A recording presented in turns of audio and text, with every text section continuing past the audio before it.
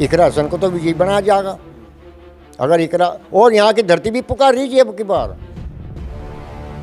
यहाँ की धरती भी पुकार रही इस बात को कि भाई हाँ इकरा हसन को।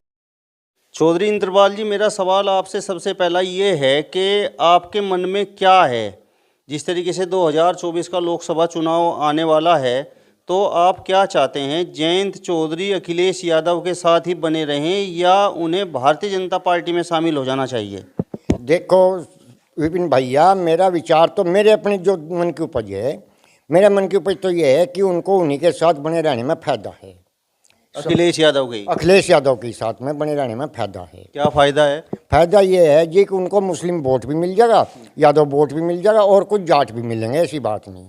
मतलब दिमाग में ये बात है जाट समाज के, भाई किसी भी तरीके से जयंत चौधरी आगे बढ़ना चाहिए, आगे बढ़ना चाहिए, मेन बात तो ये है जी बस। और मतलब आगे बढ़ेगा तो आम जनता को फायदा होगा। जयंत चौधरी ने जिस तरीके से अभी भाईचारे का एक संदेश दिया है, तो मेरा सवाल आपसे ये है कि क्या जाट समाज और मुस्लिम समाज का मतलब भाईचारा बढ़ रहा है? देखो, अगर भाईचारे की बात है तो भाईचारा तो हम चाहते हैं कि भाई गाँव में भी एक दूसरे झिमर से, नाई से, धोबी से सबसे बनता रहे, और उनकी तो बहुत अच्छी सोच है कि भाई भाईचारा बना रहे, उपाध नहीं होगी, झगड़े नहीं होंगे, एक दूसरे से कंधा मिला कर चलेंगे। लेकिन एक इसमें थोड़ा मोड़ होगा सरकार, भाई विपिन, इसमें थोड़ा मोड़ है कि जो पहले दंगा हो गया मुजफ्फरनगर जिले में, उस दंगे में बहुत ज़्यादा अलकरण यार, बीजेपी को लाने का मेन मकसद यही था कि एक मुसलमान को तो क्षति होगी, नुकसान हो गया, बस उसका दोबारा मकान बनवा दो, उसको उतने पैसे दे दो, और किसी और का मर गया, सरकार ने उस तरफ कोई ध्यान नहीं दिया। बस ये दिक्कत तो है, और भाईचारे के तो हम पक्ष में हैं जी, पहले से ही हैं भाईचारा। समाजवादी पार्टी ने एक तरह से एक पक्ष को बढ़ावा दिया, एक पक्ष को बढ़ावा देना ही उनका बीजेपी का यहाँ आना हुआ। और अब ये तो थोड़ा बहुत काम, मतलब बात इनकी चर्चा करते रहते किसानों की, छोटे किसानों की और बिरादरियों की, क्योंकि और पार्टी तो हमने सब देख ली थी, और अब इससे परेशान हो गई तो कह रही है कि भाई अब तो बीजेपी को निकाल लो यहाँ से, उनको वास्तव में अब पराजय का मुँह देखना पड़ेगा जी। इतनी समस्या है, इतनी दिक्कत लोगों को है।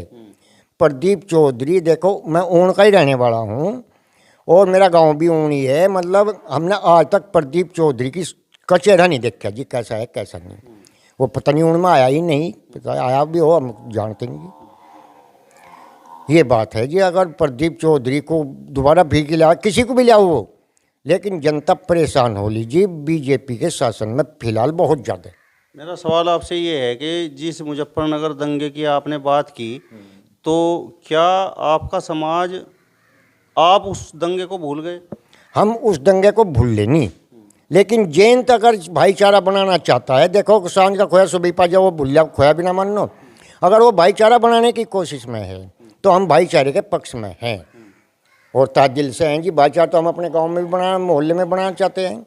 अगर मोहल्ले में भी एक दूसरे का भाईचारा रहे, एक दूसरे के दुख सुख में काम आवे, हम उसके भी पक्ष में है। ये तो उनकी तो बहुत बढ़िया सोच है। ये तो मेरा सवाल आपसे ये है कि आपके विधायक यहाँ से कौन है?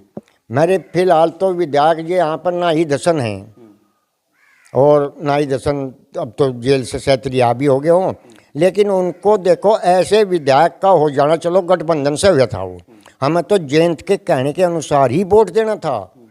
जयंत चाहे किसी को भी कहो, वोट तो हम उसी के कहने से देंगे।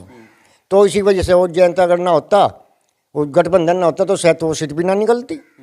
हमें पता था कि भाई नाई दसन इतना योग्य आदमी नहीं है, पर फिर भी हमने उनके कहने से उन्हीं को विजयी बनाया। तो आपके क्षेत्र में तो अब विकास खूब हो रहे होंगे, क्योंकि गठबंधन से जो है नाई दसन चुनाव जीते। विकास क्या कर दिया वो, ये तो कराना लोकसभा विधानसभा सीट का दुर्भाग्य समझो है। कोई विकास का कोई काम नहीं कह सकते जी हम। और रही बिजली की समस्या तो खत्म होगी, वो तो अखिलेश के टाइम पे ही होगी थी। अब यहाँ कैराना लोकसभा से नाई दसन की बहन इकरा हसन तैयारी में है। इकरा हसन अगर चुनाव एमपी का लड़ती है तो जाट समाज, मुसलमान और यादव बिल्कुल ता दिल से खुल के उसको वोट दिए जाएंगे इकरा हसन को, केवल इसी वजह से कि भाई बीजेपी से परेशान होकर, इस वजह से इकरा हसन को तो विजयी बनाया जाएगा। अगर इकरा, और यहाँ की धरती भी पुकार रही है अब की बार,